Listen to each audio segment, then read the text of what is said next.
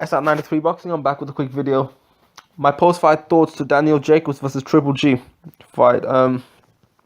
Daniel Jacobs got robbed. Straight up. Straight up. Look, the Andre Ward Kovalev fight, I picked Ward to win, Kovalev won. So a lot of people that pick Kovalev, that support Kovalev, also support Triple G in the YTBC, whatever the racial bias or they're coons, quote unquote, or whatever.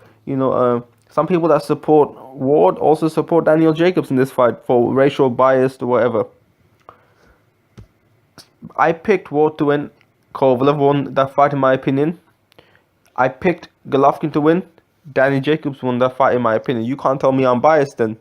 So when I say Danny Jacobs got robbed, it's not coming from a biased opinion.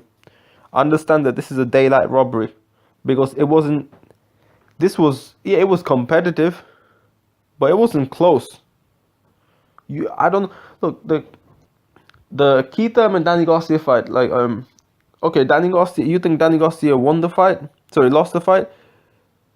And I disagree with that, but I had it a draw, but even that fight, in a way, is more convincing. Like, if you think Keith Thurman won, Keith Thurman beat Danny Garcia. I didn't think he beat Danny Garcia, but if you think he beat Danny Garcia, that was more convincing performance from Keith Thurman than this was of Triple G.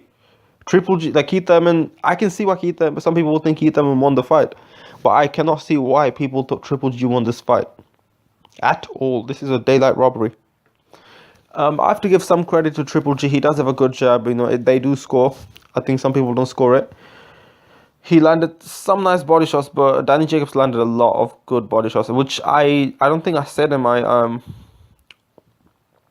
my keys to victory. Which I was thinking I forgot something, but the body shot, I never really thought of it, because I feel like if you went to the body, that Golovkin would counter him on the top, but Golovkin's not that good of a counter puncher, which no shit. I mean, he's not that good of a counter puncher, it seems like. And Golovkin, a lot of times, he comes forward and he tries to kind of duck low, like crouch low, whatever you want to call it.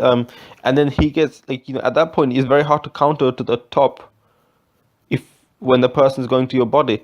And Danny Jacobs used that to his full advantage. I said this. Yeah. Also, Triple G has a really good chin. I have to give him that. But I said this in my keys to victory. Daniel Jacobs needs to bring the fight to him, not necessarily bang with him and stuff, box him, but maybe long range. He actually did it. I told him. I advised, not necessarily advised him, because I never spoke to him obviously, but I would have thought that if he stayed on the outside range and not get on the mid range or inside, it'd be better for him. But nah, he was on the inside range. Sometimes he did go toe to toe with him occasionally. He did whatever he wanted to do, pretty much. He just didn't bang with him fully like crazy, because I think Triple G would have got the best of him then. But Daniel Jacobs boxed him, landed hard shots, went toe to toe. He did everything. He did a variety of different things in that fight. He used his jab effectively, and I did say whoever throws the jab more effectively will have an edge in terms of setting up the rest of the shots. And Danny Jacobs he was faster. He threw loads of jabs. He used that reach, but he also went mid range. He went inside range. He landed good hooks. I was really impressed with Danny Jacobs. This was probably the best we've seen him. And the crazy thing, it's not like this wasn't a fight where Danny Jacobs played the perfect fight and Triple G didn't. In my keys to victory, what I said that Triple G needs to do to win, he did that. He did most of it. The only thing is, he's up against someone who was a good fighter, a good middleweight, that is. Kell Brook's a really good fighter, but he's not a middleweight. So because of that, he was getting tagged. He was getting tagged. That Golovkin, he was getting tagged with hard shots, and he realized that this is not the same bums that he's been fighting most of his career. And this is the reason why I want fighters to fight good fighters. If Triple G kept fighting on a more consistent basis, not all of the time, but more consistent basis, if he fought good fighters, right, whether he won or lost, I would have had more respect for him. And I've talked shit about Triple G before, but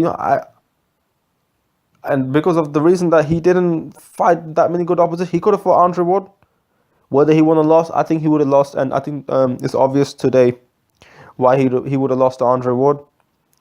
And he could have fought Canelo, but obviously, watching that performance, and even not watching that performance, I said it before, Canelo would beat Triple G. He would stop him. Floyd Mayweather said it. A lot of fighters said it. Canelo would beat Triple G. Some people are saying, "Oh, I picked him because I picked my boy." No, sorry, because Canelo beat my boy Amir Khan, and Canelo's my boy too. And people were saying, "Oh, you're trying to make it seem like as if you're trying to make that knockout seem not as bad because you're trying to big up Canelo." No, Canelo will beat Triple G. Triple G is not the baddest man on the planet. He's not. He's a very good fight. He's a good fighter, but he's overrated. He's overhyped. I've been saying he's overhyped. My first video I made in this channel was about Triple G and Kell Brook fight. That was the first fight. And I said Triple G is a good fighter, but he's not that good. He's not as good as people think. Andre Ward would have beat him. Fucking Canelo would knock him out, and Floyd Mayweather would definitely beat him. I mean, I guess Floyd's smaller. He can't get hurt. But he can I think Canelo will definitely beat him. Stop him, like, easy. Not easy, but I guess nothing's easy on that level. But if Danny Jacobs can do what he did, I know Danny Jacobs has more length than Canelo. So, it's a different style, completely different. Danny Jacobs bring different things to Canelo. Like, yeah, Danny Jacobs does have more range. Does he have more speed? I don't know. I mean, Canelo, when he throws, he does have a lot of speed. I mean, but Danny Jacobs, I guess, throws a bit more. He moves more. Definitely, I think Canelo's still got speed.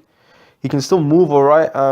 He has great accuracy, and he has amazing timing. He has better timing than Danny Jacobs. And Danny Jacobs was able to time Golovkin coming in. Golovkin, every time he came in, he was getting tagged. And he couldn't fight back foot. He just sort of come forward. He's no special effects. Floyd Mayweather was very right. No special effects. Just basic offense. Very good jab. I'll give him that. Very good jab. He has good body shots. Good array of punches. He can punch with combinations. But his defense, all he does is keeps his hands up. He doesn't have good body movement. He doesn't have good footwork. He can cut the ring off pretty well. But that's it. When someone's taking the fight to you, boxing you from long range, taking the fight to you, landing you hard shots that you can't do nothing. He couldn't do shit. And Triple G, he does hit hard. He hits hard, but how hard does he really hit? People been saying this guy hits like a light heavyweight or a heavy. I had one person telling me he apparently hits like a heavyweight. I don't know where he got it from.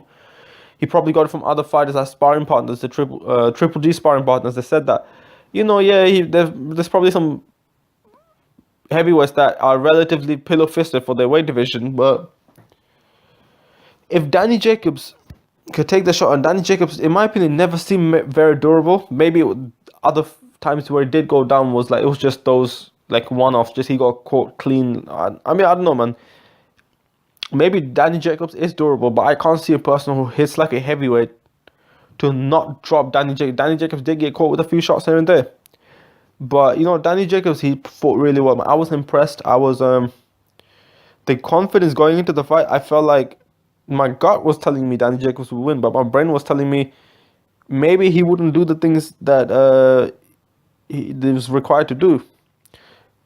Maybe, just maybe, but Danny Jacobs came in, man. He did what was required to be done. And some people are saying, there's some fanboys that are saying that Triple G Danny